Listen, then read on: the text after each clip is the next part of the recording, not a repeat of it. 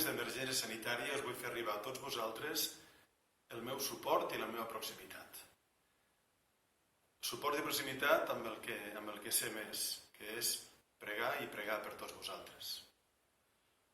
En aquests moments hi ha molt de dolor en tantes i tantes persones.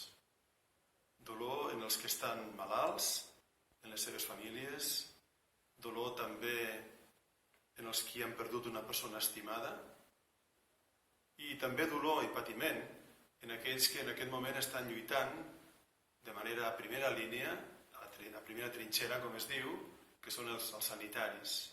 A ells també el meu suport. També, evidentment, les autoritats que estan vetllant perquè el bé comú pugui arribar a tots.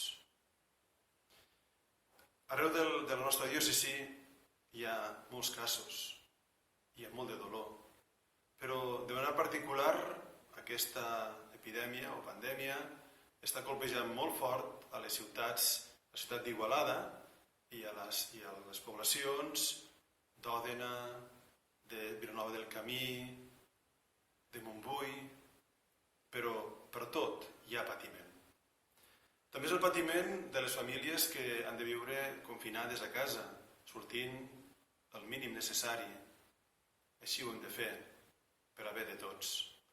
I també tinc molt present aquelles persones que viuen soles en aquest moment, que estan a casa vivint en soledat tota aquesta realitat que estem vivint amb dolor i amb patiment. Com a bisbat hem de lluitar i fer present el que he posat com a títol d'una carta que he enviat a tota la diòcesi. Som llunyans en la distància, propers en la comunió. Aquesta comunió ens ha d'ajudar a viure el que és propi nostre sempre. Primer que tot, aquesta confiança en Déu, que és el fonament de l'esperança. Que l'esperança no mori en els nostres cors. Déu és amb nosaltres, Déu ens acompanya, ell ens guia sempre, no ens abandona mai. També aquesta comunió en la realitat de caritat dels uns amb els altres. Tinguem ben present aquells que estan sols. No és possible anar i ser amb ells, estar amb ells, però sí que podem nosaltres trucar 1000 maneres que tenim avui en dia de poder comunicar-nos els uns als altres. També la caritat viscuda dins de casa, en les famílies. Aquesta caritat creativa, de cercar maneres de compartir el temps, de fer que el temps passi més ràpidament i també de manera més fructuosa i amb alegria i amb pau. I una altra cosa, un altre factor també de comunió, la pregària. És moment de pregar molt, de pregar cadascú. Hi ha 1000 mitjans que ens poden oferir pregària, o els que tenim nosaltres amb l'escriptura. Vull insistir solament en una realitat que és la de pregar en família. És un moment preciós, en aquest sentit, per poder redescobrir la pregària en família. I aquesta, la pregària del Sant Rosari. En aquesta diòcesi nostra, en aquesta terra nostra, en altres temps, moltíssimes famílies vivien el Rosari en família. Tant de bo que el redescobríssim.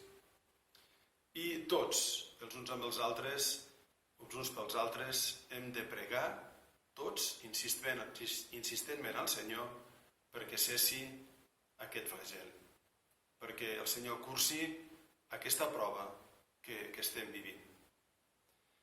Us acompanyo a tots amb la meva pregària, aquesta pregària que la visc en unió amb vosaltres, tenim present a tots vosaltres, a tots, i que ho visc amb la celebració de la missa en l'altar major de la nostra catedral, amb l'adoració del Santíssim Sacrament, després de l'Eucaristia, demanant al Senyor misericòrdia.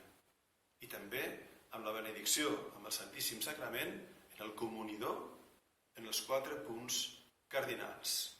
Beneint, amb aquesta benedicció a la meva intenció, que arribi la benedicció del Senyor amb el Santíssim Sacrament a totes i cada una de les persones que formem aquesta diòcesi i també a les famílies, a tothom que necessita aquest moment sentir i experimentar la gràcia de Déu.